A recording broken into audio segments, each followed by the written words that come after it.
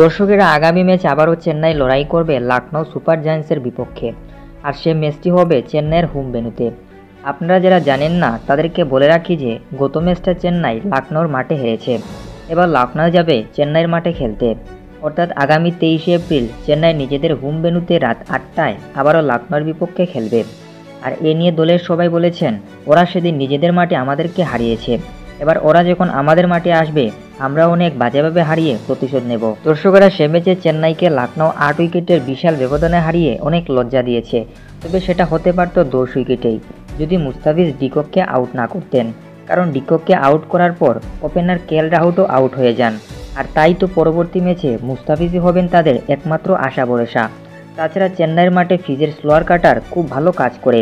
যেহেতু মুস্তাফিজ আগের ম্যাচে 43 রান দিয়েছেন, তাই পরবর্তী ম্যাচে তিনি অবশ্যই প্রতিশোধ নেবেন। আশাই করা যায় মুস্তাফিজ আগামী ম্যাচে খুব সহজেই 2টো উইকেট পাবেন।